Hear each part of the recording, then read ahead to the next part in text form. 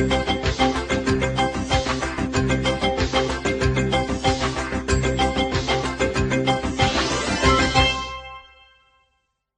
everyone. Tonight we were due to draw the winner of the Poker Raffles competition, but unfortunately we have hit a snag. To enter the competition we ask you to follow the Facebook group and to subscribe on YouTube. The problem we have encountered is that on some Facebook and YouTube account settings it hides your details from us. So for example, in YouTube we currently have 25 subscribers and only 6 people are visible. On Facebook we have 47 followers, but we can only see 15 people. In the interest of fairness, myself and Dom didn't feel comfortable doing the draw, as we don't want the 20 to 30 people affected to miss out. So we've decided to extend the competition by a week and ask you to fill in a Google form, which will give us your details and will provide an option to join our mailing list, which will keep you updated with our World Cup of names. The details will be in the comments just below. The competition was designed to help boost our subscribers and followers on Facebook and YouTube, so we could start earning a little bit of money to help cover our time. To give you an idea, we need 100 followers on Facebook so we can now show live, and we need 500 followers and subscribers on Facebook and YouTube before we can start making any money. We'll draw the winner on next week's show, where we'll be joined by WSOP bracelet winner Jamie Walden. We apologise we didn't spot this sooner, but we believe this is the fairest way to resolve the matter. In the meantime, please enjoy this week's show with Barry Carter.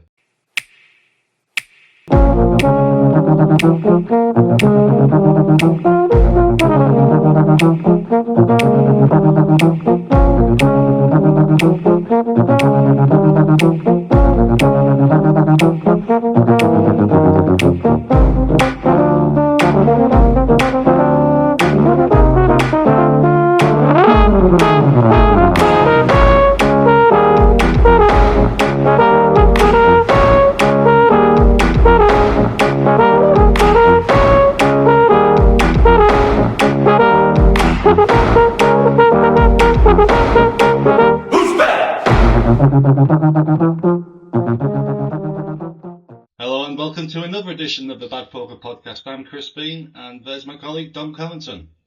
Hello!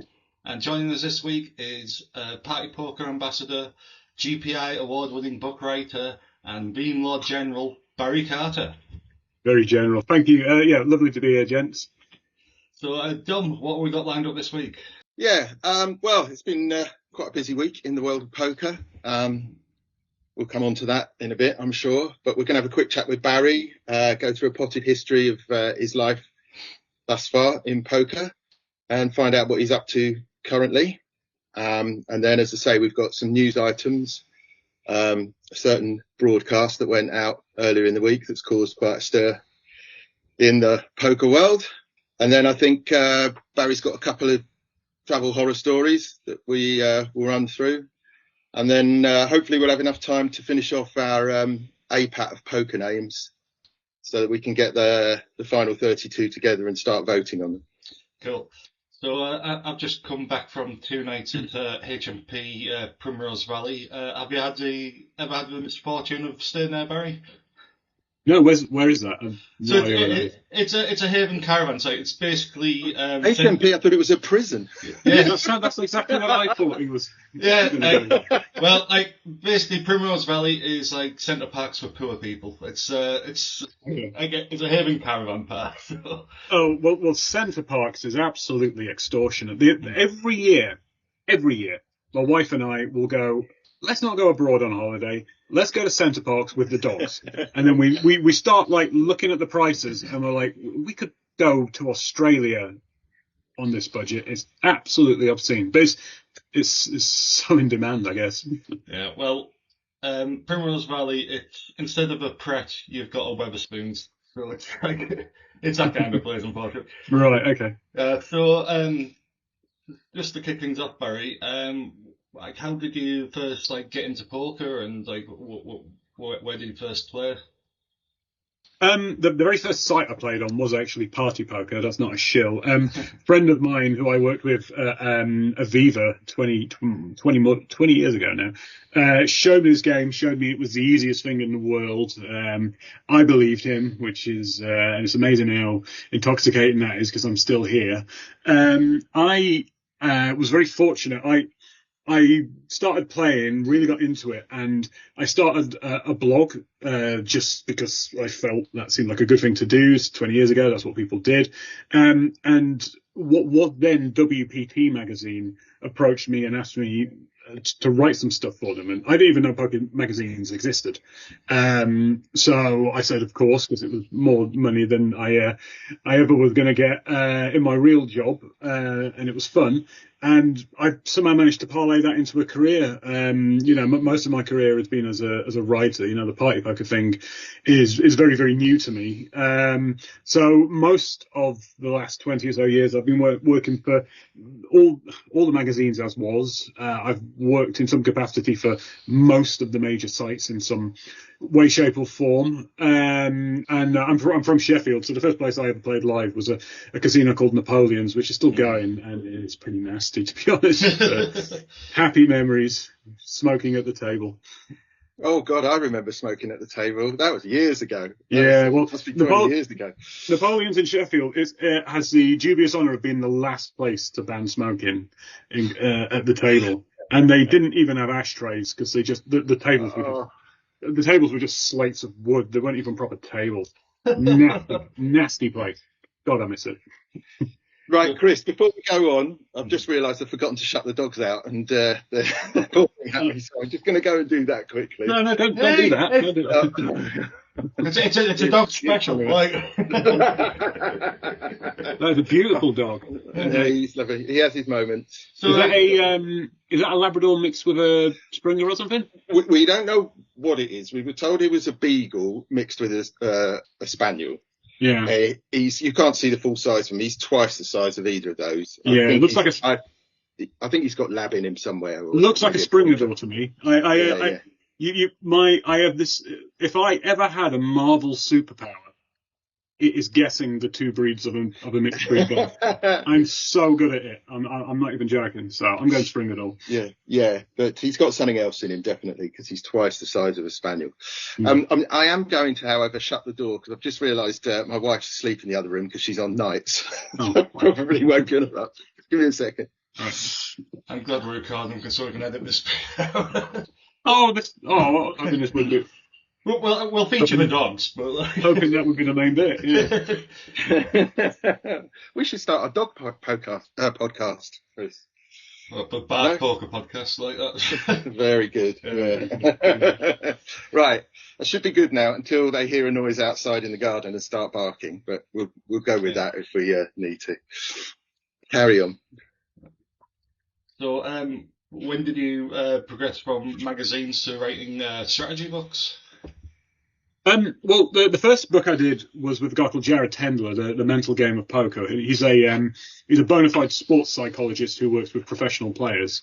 And I approached him because, thank you, very good. You're the guy that bought. I approached him because at the time I had a really, really bad tilt problem. And I thought, I'm going to offer to feature him in a magazine, see if I can get some free coaching from him. We hit it off straight away. And he needed exposure in the poker world, and I wanted the mental game coaching. So we kind of struck a little sort of pro bono deal where I would get him in magazines and stuff like that. And eventually we got on so well that he told me he was going to write a book, and he asked me to write it with him. And that book did tremendously well, despite the fact that we released it on Black Friday, which is the worst day in history to release any poker. Really? Yeah, Black Friday. Talk so about bad. timing. We sold 100 copies in the first day, and we were like, we're going to be millionaires. And then I was at Dusk Till Dawn when Black Friday happened, and there was all the American pros were there. It was for a big party poker event, and then we all saw the FBI logos on people's monitors and stuff, and the media people, and wow, what a surreal day that was. But yeah, the book did tremendously well.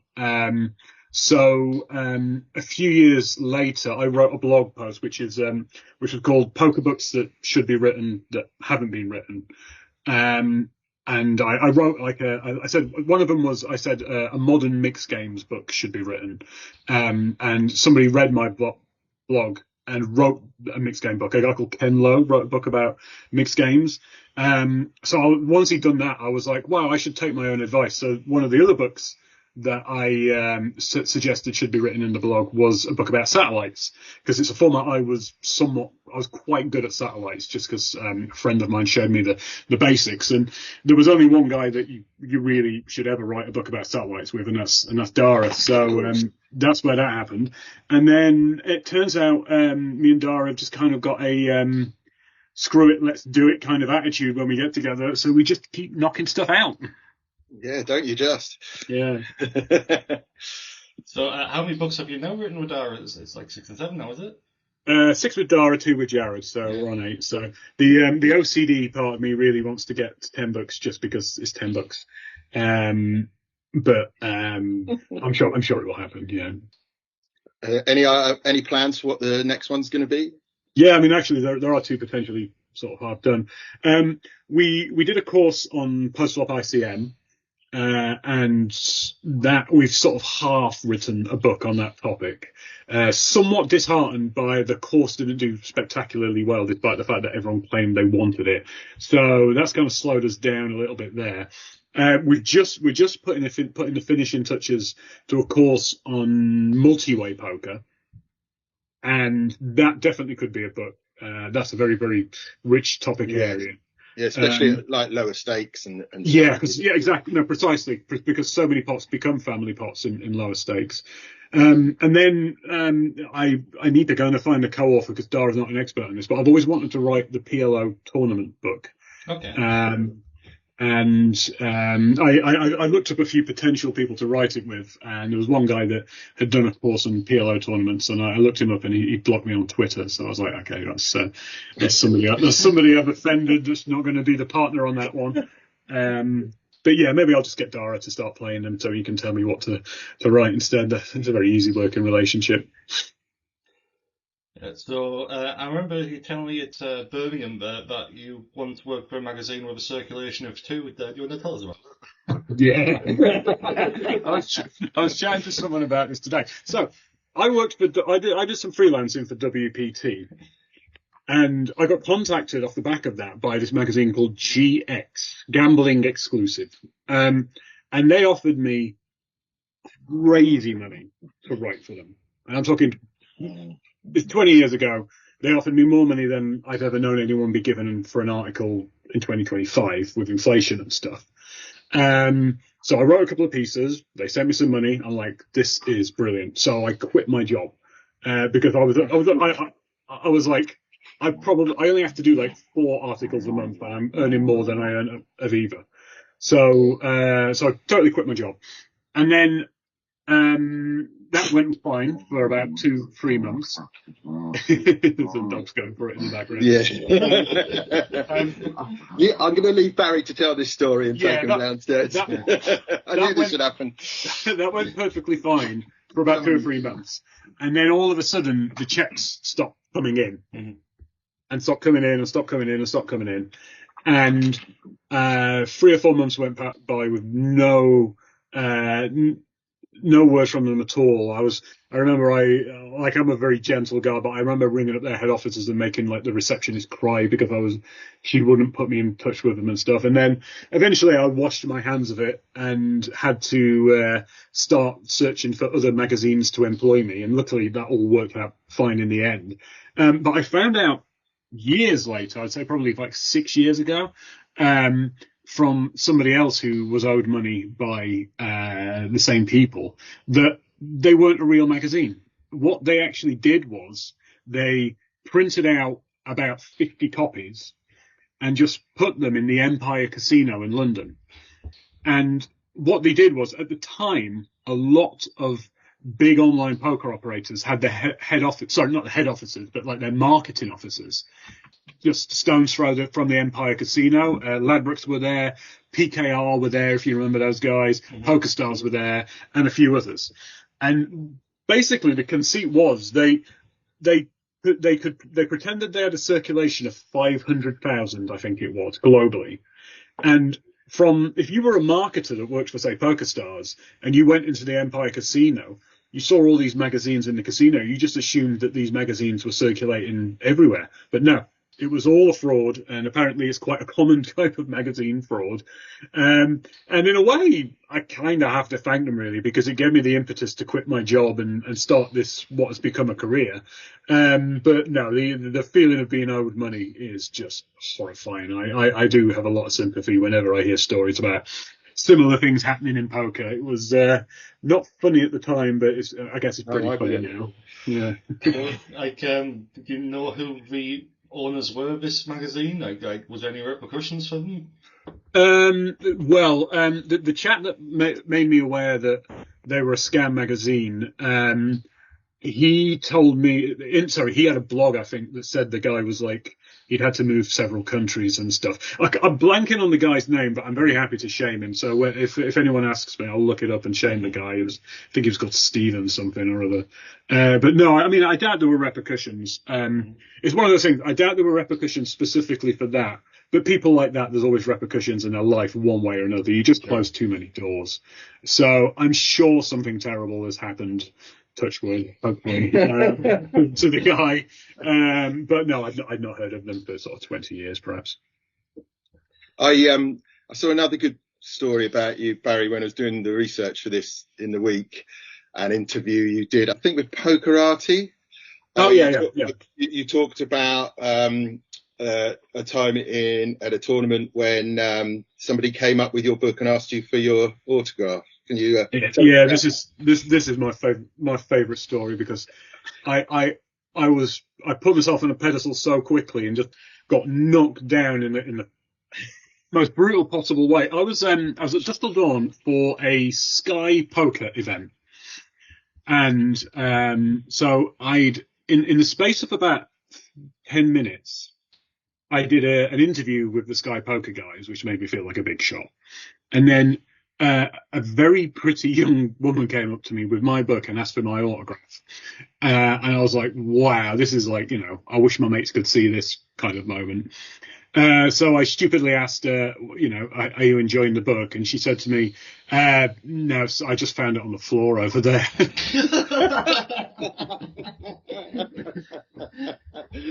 How did she know it was you that had written it then? She took the book back and she went and sat down with two guys who must have said that he's the guy that's written that book. Love it. Could you tell us a bit about Simplified Poker, Barry, and how that started up and how it's going? I mean, I was actually a member there for a little while, but at the moment I don't have the time or the money. There's an old adage that, you can either have lots of money but you won't have any time, or lots of time and you won't have any money. And I've since starting this podcast, I found out there is a way of not having any time or money. So unfortunately, I haven't been subscribed to that for a couple of months. But it's a great site. People really should check it out. Thank you. It's basically Dara and myself. We're known for the books, and we're very, very proud of the books. But we occasionally would do mini courses and stuff, and we knock them out quite cheaply. We stick them on places like Gumroad, which doesn't look brilliant, and a guy called Dave Kingston who he does a lot of websites for poker operators, mainly in Ireland. I think he works does some stuff for the Hendon Mob and the Irish Poker Tour. He kept telling Dara that we were just leaving lots of money on the table by just not having a particularly quality product on the front end. And I was always just say to Dara, he's just a scammer that wants our money, and ignore him, everything's fine. So eventually Dara persuaded me to hear him out, and within about 5 minutes I kind of felt the guy was a bit of a genius. He's just really, really good head for website stuff and marketing stuff, and basically all the stuff that Dara and myself aren't particularly good at. So whilst it is myself and Dara's product, all the credit goes to Dave, really. And then once we put a few standalone courses up, he came to us with this idea of a monthly subscription community course thing, where we do 3 videos a month and a webinar every month. And I think those alone are worth the price of admission. But the kind of thing I'm I think people stay for is that we have a private community forum where you have Dara on tap. Dara's biggest strength, I think, is also his greatest weakness, which is he's way too generous with his time. He will drop everything for anyone at any moment. And one of the ways that's always materialized is he will just get question after question after question. How should I have played this hand? How should I have played this hand and stuff? So this is a way of monetizing that, I guess, by having actually a community of people where they can ask him as many questions as they want, guilt free. So I think it's worth it for the videos that we do. I think people stay for being able to liaise with Dara one-on-one in a very close community. And we've managed to avoid having any trolls in the community. Yeah, I'm probably the biggest troll, actually. So.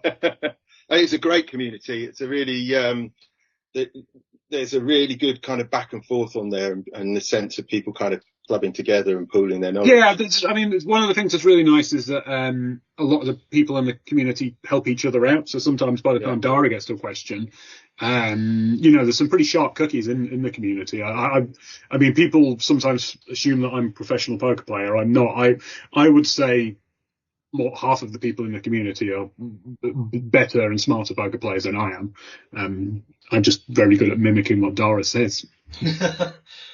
So, on Simplified Poker, who else contributes with other professionals contribute to the knowledge base? Not too many so far. We've got a young lad called Turlock McHugh, who's a professional poker player, who's former student of Dara's and now study buddy of Dara's, and he's helped us a lot with the multi-way content that we've done. The course that we're going to bring out about multi-way, we laid the foundations in the academy that we have, because we were doing a lot of Q&As about it and testing material. Also, we've got a guest appearance from Jared Tendler. He did a mental game Q&A for us, and plan to do a few things like that. It would be nice if we could expand the team of people beyond just Dara, because he's not getting any younger. So I don't want to push him too hard. No, I'm not getting any younger either, so I probably shouldn't push myself that much. Yeah. So I suppose the next question to ask you then, Barry, is inevitably about your memes. How did that start, and were you expecting it to take off in quite the way it did? No, I've always, that's what my Twitter account has always been like. But it's always been to a much smaller audience. But the real reason it kind of took off was because last year, just sort of 18 months ago, when the Global Poker Awards happened, David Lappin posted a blog very politely saying, amongst other things, why wasn't I considered for Twitter Person of the Year? And I genuinely never considered myself in the running for that. But then Matt Berkey and his guys on the Only Friends podcast did a podcast where they said the same thing. They were all talking about how much they were a fan of the jokes that I did. And I was flabbergasted, because I genuinely didn't think that they even knew who I was. So that kind of gave me this kind of confidence that actually there might be something to it. So I'm not going to lie, I really went for it thereafter. Yeah, didn't you just? and just basically posted again and again and again. I just took it a little bit more seriously, in that I started seeing where all the funny meme templates were and so on and so forth. I overdid it a little bit a few times. I overdid the whole kind of calling out scam sites and cheaters and stuff like that. I was marginally a little bit too confrontational about 18 months ago, I would say, at the start of it all. But yeah, it's amazing that it's, not to touch wood, not to toot my own horn, but it is actually surprisingly some of the highest performing Twitter content in poker in terms of views and likes and stuff. I think that's more of a sad indictment of what Twitter has become, to be perfectly honest. Because I don't think it's anywhere near as big a platform for poker as it used to be. It only really seems to come together these days when there's a big scandal or something like that. That's when kind of Twitter's at its best, because obviously it's naturally a negative kind of sort of place. But yeah, no, I'm really confident my party poker deal came because of the attention that it gave me. I've worked behind the scenes for a few operators doing some social media stuff for them as well. So it's been very, very nice to actually make money from jokes, because this old bitch when I was at college told me I was never going to be a comedian. So I just wish I knew her name so I could say screw you if she's still alive. No, she was a funny teacher, but yeah, I remember a teacher saying that you'll never make it as a comedian. I was like, technically, I kind of am in a way, in a weird poker meme way. So, what's your favourite meme that you created, and also which meme would you thought would absolutely set on fire just did not hit? Oh, loads of them. My favourite one is, it's not very good. I'll send it to you, and if you want to pop it up as a visual, is it's this one of oh, it doesn't work if I can't send it to you. I'll send it to you now. It really is a visual medium, isn't it? Yeah. It's actually in that Poker Arty interview there we go. Yeah, it's funny what you said about the the Twitter traction, though, because obviously I tried my hand at a few this week, and we've got a handful of followers on Twitter, but we've got well over 1,000 views this week of our movie. Largely because you retweeted them, to be honest. Yeah. But it is amazing that the kind of appetite for them out there. It's funny, actually. It works on Twitter because I some of the operators I've worked with since have tried to do video content on Twitter, and I've basically explained to them it doesn't work, because if you're on Instagram, you're looking at one thing at a time. So a video is perfectly fine because you'll either swipe or you'll watch it. But with Twitter, you're just scrolling through things that are trying to capture your attention. So static kind of single frame posts, yes, I think, are what work best on Twitter, because they're perfect for the attention span. I found that the memes that kind of work the best are, first of all, simple cartoony type. That seems to be the thing that works. And also things that are kind of funny on their own before you even put the poker spin on it. But in terms of numbers of followers, this is the big thing I've found. I don't think follower count means anything in Twitter anymore. I think it's all algorithm, because I've got just under 10,000 followers, and I routinely will beat, say, the PokerStars Twitter account that's got 300,000 or 1 million followers and stuff, because I don't think people bother following each other anymore on Twitter, because they know the algorithm. It doesn't matter who you follow. It doesn't matter who I follow. I know I'm going to log in and see the latest people arguing about Charlie Kirk, which I've got no interest in viewing. Yeah. But that's what Twitter thinks I want to see. It came as a real shock to me, that, because I very, very sporadically have ever used Twitter, and then since we started this podcast, I've had to go on there, to publicize things and share stuff and whatnot. And I'm hardly the first person to say it, but the stream of bile that comes at you, it's an absolute cesspool. I don't know if there's any kind of move towards any of the poker community moving on to Blue Sky or something like that, but no, it's not going to. It won't happen, unfortunately. First of all, poker players like to argue, so Twitter is the perfect place to argue. Now with Blue Sky, I instantly joined there because I just thought, I want to be on all the platforms for commercial reasons, to be honest. And but what people do is, on Blue Sky, everyone says, right, see you, we're going to Blue Sky. And then on Blue Sky, they just talk about Twitter.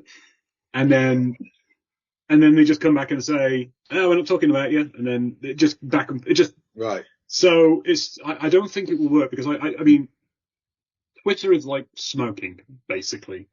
It's terrible, but I enjoy I don't know what you mean, Barry. Yeah, it's terrible, but people enjoy it, and I don't think I think that's where people go to argue. Now, I started posting on Instagram lately, and I think that's a lovely place to It is. It's much to mingle with people. People don't friendly. argue. Women want to show me pictures of their butts for some reason. There's lots and lots of dogs on there. Everyone says well done if you post something. So there's nice places to go in social media on poker. But I think, poker is a game of conflict. People like to argue about strategy and things like that. And so I think it will always be the de facto town hall, even though it's pretty unpleasant. But I don't know which has more bots at the moment, Twitter or ACR. So it's like. Twitter, I will say this for ACR. I was very critical of them. I joked about them a lot and will continue to do so, but they haven't had a scandal in like a year. So I think there's more bots on Twitter. Yeah, but that's what happens when you don't have Nacho in your books anymore. The other thing that always surprises me about like poker social media is it's really not taken off on TikTok at all. And you've got some great kind of content creators doing the short form video stuff, and yet there doesn't seem to be any audience. I don't know whether TikTok skews so young that. I think that's the reason.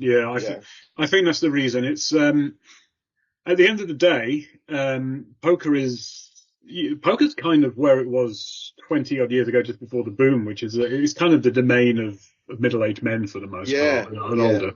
And I can't particularly see it taken off on TikTok unless we had what it would need would be another kind of poker boom that would enable young college-age people to play without having to deposit their own money. We don't have that right now in poker, so it will naturally be more geared towards people that actually have income streams that they can afford to gamble with. But just notice behind you there, Barry, you got your 2 GPI trophies, but also a little party poker trophy, which you would have Glasgow. We had Natalie on a couple of weeks ago and told us about your planned walking tour in Glasgow. Just tell us about that night. That's not even the funniest thing about the whole thing. So, I watched Natalie.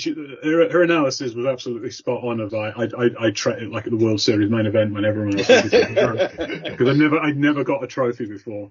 The funniest thing about all of that was she'd gone on. My wife had gone on a other walking tour the day before, and I walked into the train station in Glasgow, started walking back. This is like 8 a.m, get a coffee, loving my walk. Suddenly, from nowhere, a seagull just shat all over me, just all over my shoulder and stuff. I'm in the middle of the and they say it's lucky, and everyone's saying, "Oh, that's lucky for you." And then the next thing you know, I'm like the chip leader at the final table. I was like, "Wow, this is maybe just look things on." So ever since then, I've just been like hanging around seagulls and stuff in the hope that I can replicate the thing.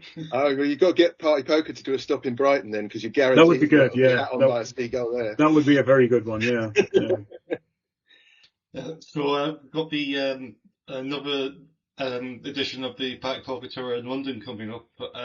Is it going to be a similar lineup to the previous festivals?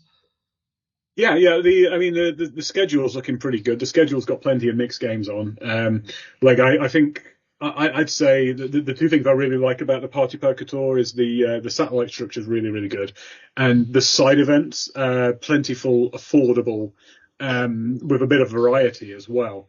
So I think the schedule's very, very close to the one that we had in Birmingham, just shorter.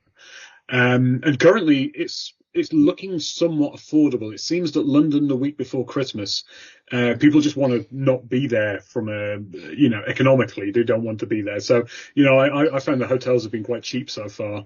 And I'm looking forward to it. It's nice to have an excuse not to even consider going to Vegas or Prague or anywhere else during that month. And, I think it'll be the biggest tournament in December. It's brave scheduling, I think, to put it that close to Christmas, but perhaps poker players are just so degenerate that they're not worried about it.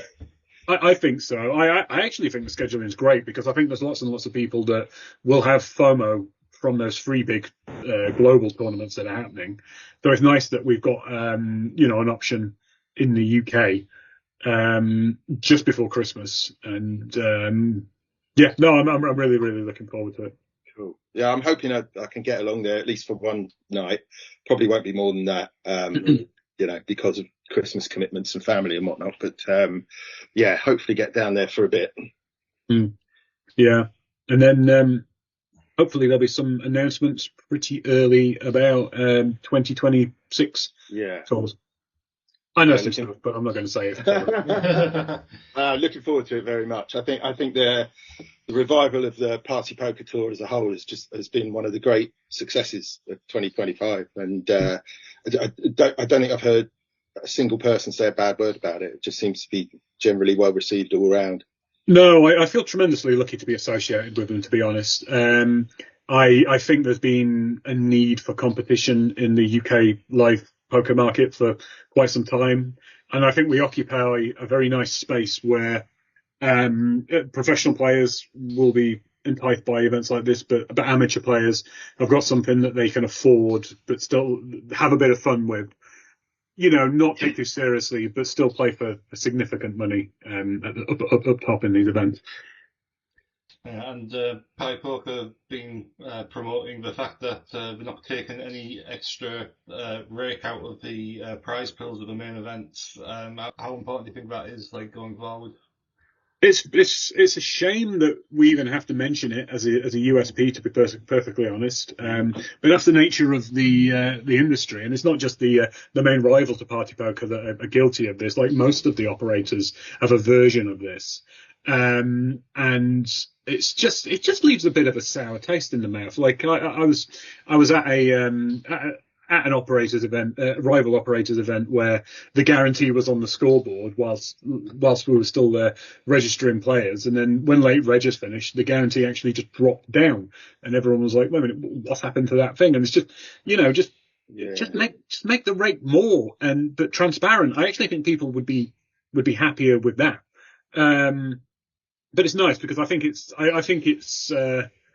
people in the lead up to the Birmingham event, people at my local casino in Sheffield were calling it the no hidden fees event, which I think says everything. I think it's something that people are acutely aware of in poker. So it's good that they're being a vanguard for that as 2026 looms.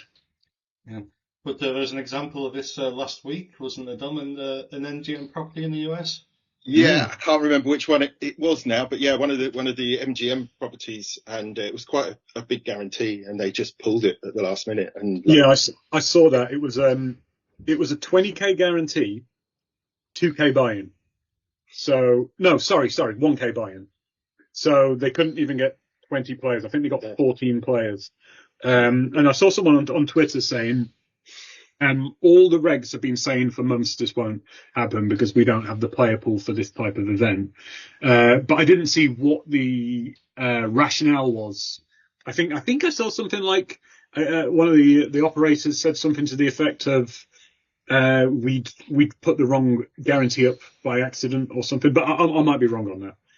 But either way, it just shows a fundamental kind of disrespect for your players. I mean, it's undermining what the word guarantee means. Yeah. I mean, guarantee means one specific thing, and if you then don't guarantee that money, going forward, it must affect them hugely going forward if they get a reputation for not honouring their guarantees. I mean, I don't know if you remember, but there used to be a tour called the Partouche Poker Tour where they reneged on a $5 million guarantee. And the players were up in arms so much about it that the owners of the event, it's a family tour called they were called the Partouche family. They went, that's it, we're not doing the tour anymore, and the tour stopped just kind of out of spite. So yeah, no, people really do. It's amazing actually. In poker, we do have a habit of forgetting lots of scandalous things that happen, and there's people too many to remember, Barry. People do terrible things in poker, and we forget about it. But guarantees, we always remember people that renege on guarantees. Yeah, that's true. Yeah. as I say, it's a very specific word. It means one thing and one thing only. Exactly. And if you pull that rug from under people, they're not going to forget in a hurry. Absolutely, yeah. Sticking to stateside, the World Series of Poker launched a documentary this week with the first 2 episodes airing on YouTube. Has anyone watched this, and what did they think? Well, I have. I'm very interested to hear what Barry's got to say, because I know he's got a few views, and I just wonder if they coincide with some of mine. Yeah. So first of all, I would never I would never bash creators. That documentary is clearly made by incredibly professional people who are very, very good at what they do. It's a beautiful looking documentary. Yes. The issue I perhaps had with the documentary is that in the build up to this, the creators of the documentary and the people that were involved with it have been saying that this is going to change poker content. They're saying, poker content needs lots of drama, and we need to appeal to a mainstream audience. And I was quietly hoping that something big was going to happen with this. I was thinking we were going to see something like Game of Gold, which really was a game changer. And it's by the same people. GG did Game of Gold, and I thought that was superb.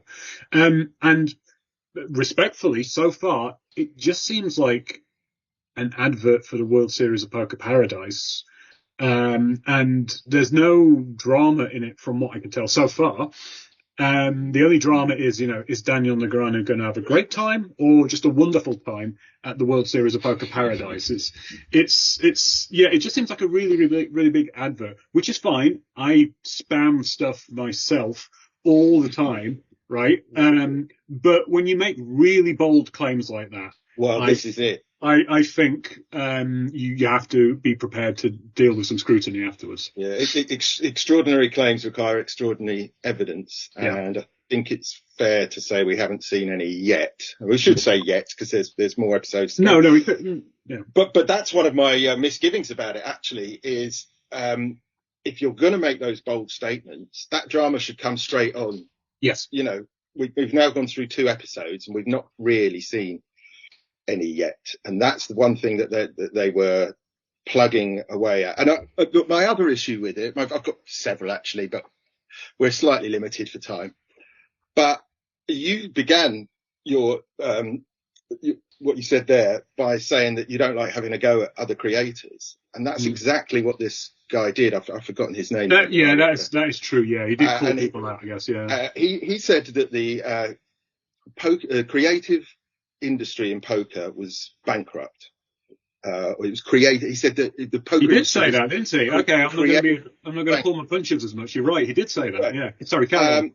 Well, and I just think, for a start, that's a dreadful piece of punching down. This is a guy who's got a massive budget from one of the biggest operators in the world, and it's just patently untrue. I mean, you only have to go on to Instagram or Twitter to see what people are putting out. We've got so many great creators at the moment. We've got, we've got the Sprags, we've got Caitlin Kametsky, we've got Marley, we've got Abby Merck, and a lot of these creators, like the ones I've just mentioned, are female, and we're constantly saying that poker doesn't have enough women in it. And then if one of the corners of the industry where women are really thriving in poker is in the content creation.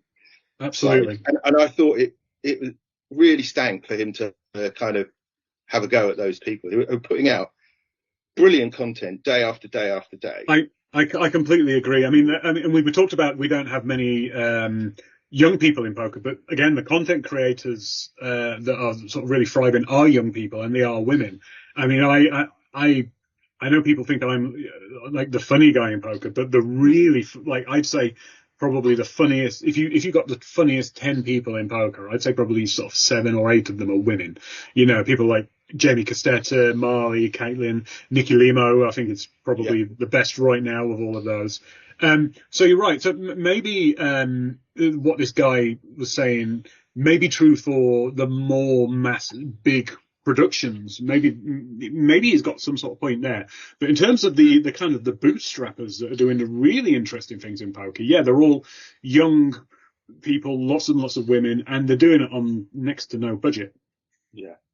And one further thing, like I said, I could go on, but another thing that kind of stuck in my craw a bit was there was a big thing about how this was going to be different. That we've been telling, another phrase he used, we've been telling the wrong story for 20 years, and this was going to be different, and he's going to come at it from a new angle. And the first two scenes we see Phil Hellmuth and Daniel Negreanu. Yeah. Now, I've got nothing personally against those two people. I've kind of rubbed shoulders with them very briefly at the World Series a couple of years ago. They were fine with me. But if you're going to make a big deal about telling new stories in poker, and then you open with two people that have been in every poker documentary for the last 30 years, you're kind of shooting yourself in the foot right there, I think. Yeah, and also the whole documentary really just felt like an extension of the Daniel Negreanu vlog, which, again, that's not a bad thing. Like, I don't have the same problem with Daniel Negreanu that my friend David Lappin does, but like some of the best content and some of the best far-reaching content in poker is Daniel Negreanu's vlog. So there's no criticism of that, but it's to say that it's a groundbreaking new product, and then you essentially just sort of piggybacking onto an existing product that's very, very, very good. Again, just, good luck to him. I hope he proves us wrong, but as you said, big claims require big evidence. Yeah. Like, I just felt like watching an onboarding video for a corporate entity. It's just, I just got nothing out of it. Like, or maybe, like the video when you turn on your TV at a hotel and it's just like what you'll find at this resort. It's just like, Well, in the second episode, there was maybe the most sort of drama of anything was a gentleman talking about his. I think he qualified for the event, and he was talking about his father who passed away, and it was the most touching moment so far in either of the documentaries, and it instantly cut to a now word from the World Series of Poker Paradise, and it was an advert about the Paradise Parlay promotion. So the one piece of like real sort of heartfelt, genuine sort of sentiment and emotion got instantly this advert shoehorned into it. So yeah. But interestingly, the parlay promotion, there was a lot of backlash by the WSOP during the summer with the WPT's goal promotion. Like, it's not exactly identical, but there's similarities there, right? It's the same thing. There's absolutely an incentive to collude. I mean, like I said, I have no bones with Daniel Negreanu, like my friend Lappers does, but Negreanu does occasionally do very hypocritical things, and that's the big one this year for him. He's very critical of that WPT promotion that led to the jiggery pokery in the Millionaire Maker event, whilst at the same time, literally GG Poker had an almost identical promotion. If you qualified with GG Poker, you got an extra $1 million, and he claimed that it wasn't as bad because it was the main event. So, $1 million is a stone in the ocean compared to it. But, if you look at the tax that some of the people played at the event, there is an incentive to rig it for splitting an extra $1 million, because some of these guys were paying like 50% taxes on the winnings. And then as you said, like right now the Paradise Parlay, I don't quite know the details of it, but it's something like, if you cashed 5 events, or if you won a bracelet and then went on to win a bracelet, you get some extra prizes. So it's all the same kind of thing. Was there any other news that you want to bring up this week, Tom? I did want to mention, I did trail a few pieces earlier. We're running a little bit short of time, so I don't know if we're going to have time to do that. But I did want to mention the Irish Open satellites have got underway this weekend, and it's quite early for them, I think, but more power to them. The more publicity they can drum up between now and Easter, the better. They probably need to, because again, of the aforementioned World Series of Poker deciding to make their World Series Europe event happen at the exact same time. So that's probably why they're a month or two early for the satellites. But this is something we talked again with Natalie about a couple of weeks ago. I think that might well backfire on them. I think it will. I agree. Sorry, go on. Yeah, what? Well, I was just going to say I said the same in that episode, but if I was scheduling a big poker festival for that time of the year, the one week I would avoid would be the week that the Irish Open's on. They've obviously deliberately targeted. Yes, I think it was. I think it's to screw with PokerStars, to be perfectly honest. It's a GG Poker playbook. I don't have an issue with that because I actually think it's very, very good that you have people disrupting and competing. And GG Poker have actually forced other operators to up their game. I mean, this is an example. If they're running satellites to this early, that's probably a good thing for everybody. What I would say is, I'd say there's probably 3 events in poker that I would consider to be the goodwill events that people just want to get behind. The Irish Open, the Aussie Millions, and the WPT World Championship at the Win. There's 3 events that people just love the atmosphere and want to be a part of for the atmosphere, not necessarily for winning the thing. And to compete with any of those is expensive. At least. Absolutely. Yeah, it'd be interesting to see what guarantees the WSOP provide. I think they're going to. No, I think they'll do something big. I think they will wave a carrot in front of poker players that will make people pay attention. My personal prediction is I think they're going to make the Player of the Year race start at the World Series Europe this year. I think that will get enough. Well, if they weren't before, they will now. You've given the idea. Yeah, no, I've already publicly said it. But they used to do it. It used to be part of the Player of the Year thing, but it was at the end where it's kind of been wrapped up in Vegas, and there was only 15 events in Prague, so there wasn't much reason for more than say 4 people to go to it from Vegas. But do it this way around, like, you probably got 100 people that would perhaps like to be in that conversation. So that's my personal prediction. And they don't have to go to Roswell as well to do it. No, that's the other good thing. Just one last bit of news.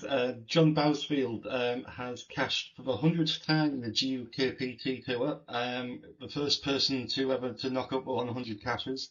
So that makes him Britain's chainsaw, which is ironic because he actually owns a timber merchant company. So, so congratulations, John. Yeah, massive congratulations. That's some achievement. Yeah. So, Don, shall we go into the APAP names? Yeah. I've got the last few. I don't know if you've been following this at all, Barry. I haven't. Sorry, no. Yeah. So, Jamie Walden last year did a World Series of poker names of the best and strangest names that he could find who had entered into the World Series, and he did a draw with Spraggy and got some of his followers to vote on it. So we've been doing the same thing. We've had his blessing. He's coming on the show next week to do the draw for us, and so we've been compiling a list of names that we've come across on Hendon Mob.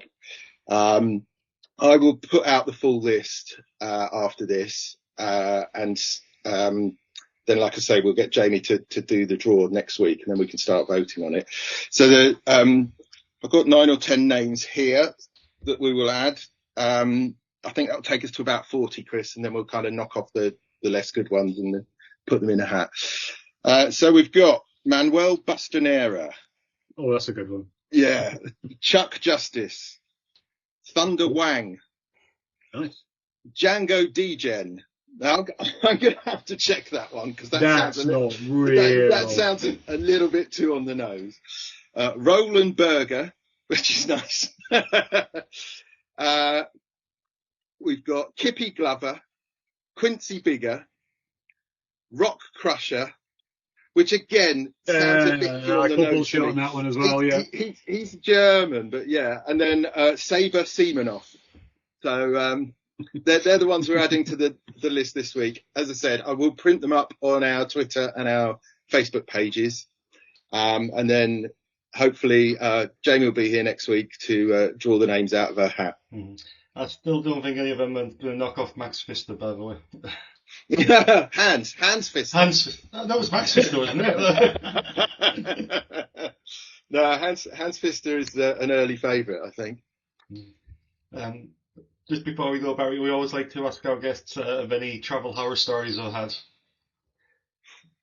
Well, not only made like the worst poker one I ever had was I went to the PCA at the Bahamas, came back, and New York was almost shut down because of the snow. It was really, really horrific. And I had a very small window of time to get from my plane from the Bahamas to New York and then to London. And the pilot went, "You've got to be quick. You've got to go to gate 6." So I jumped off the plane, ran up to the first member of staff and said, "Where's gate 6?" And she just went and tilted her head towards this door. And I opened the door, and long story short, she thought I'd said Terminal 6. I opened the door and walked outside, and then I was in the car park in the snow, and I had to run back in and kind of recheck in through the airport in about 15 minutes. And yeah, they were looking at me because I was like shaking, so they were looking at me like I was an ISIS guy or something like that. But broadly speaking, I'm a terrible traveller.